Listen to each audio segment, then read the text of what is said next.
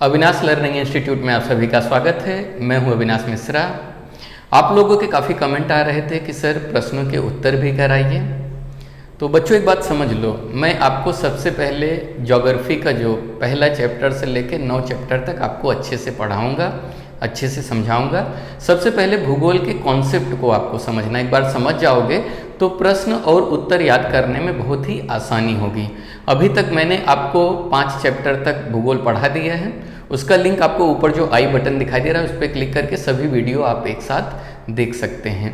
तो बच्चों, मैं भूगोल का जब पहला चैप्टर पढ़ाना शुरू किया था तो पहले चैप्टर में मैंने सभी प्रश्न उत्तर करा दिया है, आप वीडियो देख सकते हैं।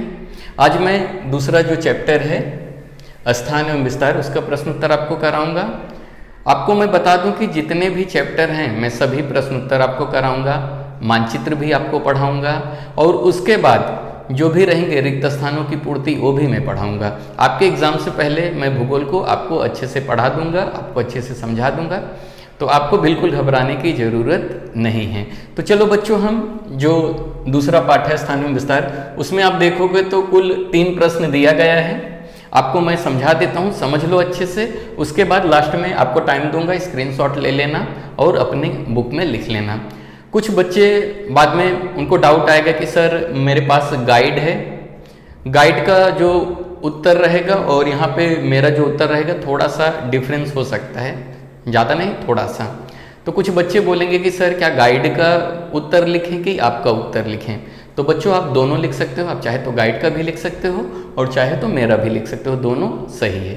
तो चलो बच्चों समझते हैं। यहाँ पे देखो पहला प्रश्न है, संक्षेप में उत्तर लिखिए। स्वतंत्रता के उपरांत भारत और ब्राजील को किन समस्याओं से जूझना पड़ा? यानी आज़ादी मिलने के बाद भारत और ब्राजील को कौन कौन से समस्याओं का सामना करना पड़ा, यानी किन समस्याओं से जूझना पड़ा। तो आइए देखते हैं भारत और ब्राजील के सामने आज़ादी के बाद ऐसी कौन कौन सी समस्याएं आई।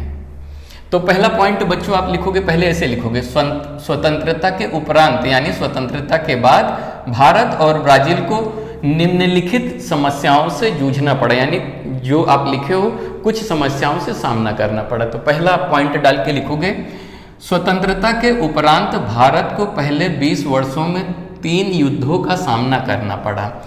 बच्चों, भारत को आज़ादी मिलने के बाद पहले जो 20 वर्ष थे, यानी आज़ादी मिलने के बाद जो पहले 20 वर्ष थे उसमें भारत को 3 युद्धों का सामना करना पड़ा, यानी 3 युद्ध भारत को लड़ने पड़े। अभी आप पूछोगे वो 3 युद्ध कौन थे? तो 2 युद्ध जो था पाकिस्तान के साथ हुआ था और एक युद्ध जो था चीन के साथ हुआ था। ये बड़ी कहानी है, इसको मैं कभी आपको दूसरे वीडियो में समझा दूंगा। बस आप इतना समझो कि भारत को स्वतंत्रता यानी आज़ादी मिलने के बाद पहले 20 वर्षों में 3 युद्धों का सामना करना पड़ा और अनेक भागों में सूखे का सामना करना पड़ा।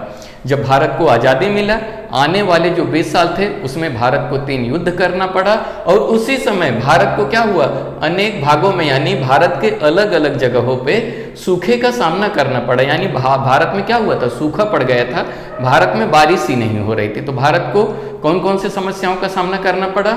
आज़ादी के बाद पहले 20 वर्षों में 3 युद्धों का सामना करना पड़ा और अनेक भागों में सूखे का सामना करना पड़ा। पहला पॉइंट लिखोगे ए।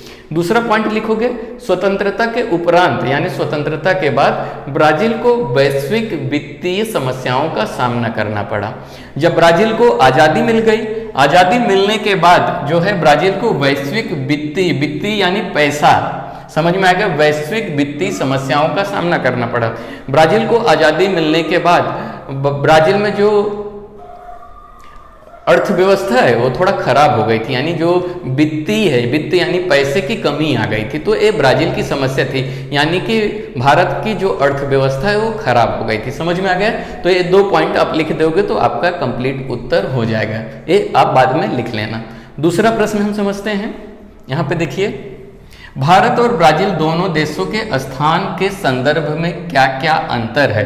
यानी आप बताओगे पृथ्वी के ऊपर भारत और ब्राजील का स्थान कहाँ पे है।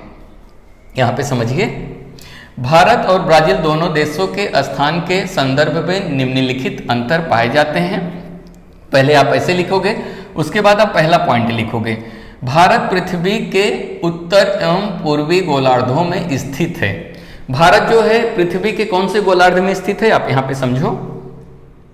ये है आपका पृथ्वी, पृथ्वी के बीचों बीच से एक रेखा गुजरती है, भूमध्य रेखा, जो पृथ्वी को दो भागों में विभाजित करती है। ऊपर वाले भाग को हम लोग उत्तरी गोलार्ध कहते हैं और नीचे वाले भाग को दक्षिणी गोलार्ध कहते हैं। तो भारत यहाँ पे है और ब्राजील यहाँ पे है।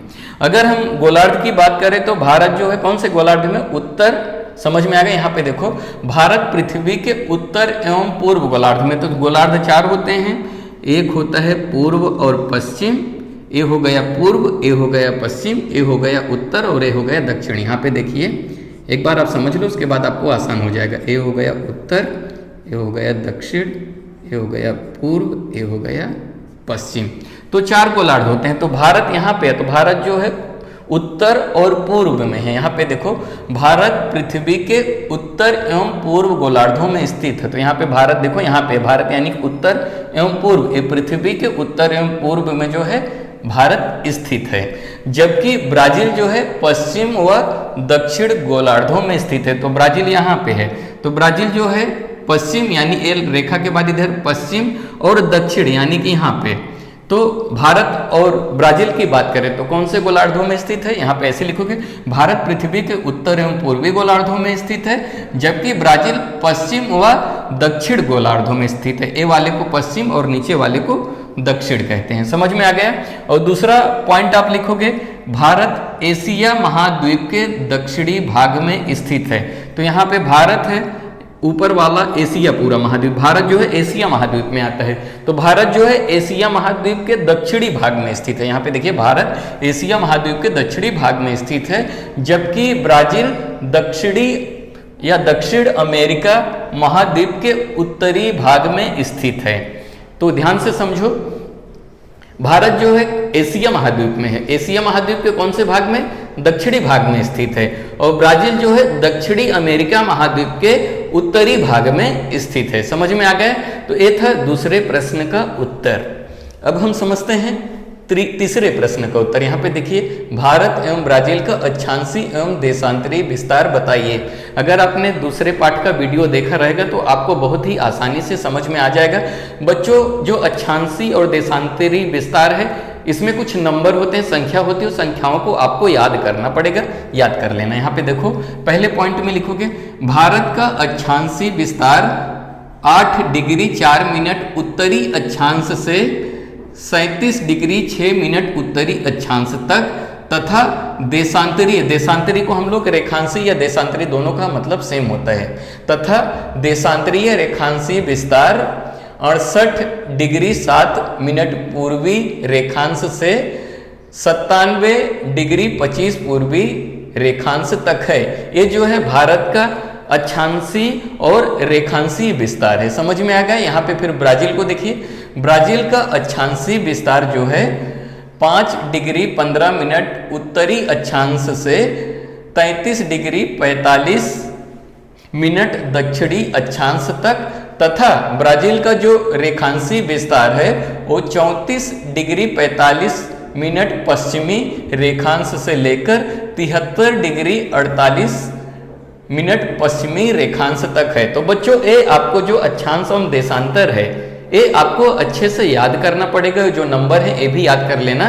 तो आपका जो भारत एवं ब्राजील का अक्षांशी और रेखांशी विस्तार है वो एकदम आसानी से हो जाएगा। तो बच्चों, वीडियो कैसा लगा कमेंट करके जरूर बताइए, और इस वीडियो को अपने दोस्तों को ज़्यादा से ज़्यादा शेयर कीजिए। और अगर अभी तक मेरे इस चैनल को आपने सब्सक्राइब नहीं किया तो सब्सक्राइब कर लीजिए और इस बेल आइकन को दबाइए ताकि आने वाला वीडियो आपको मिलता रहे। वीडियो देखने के लिए धन्यवाद।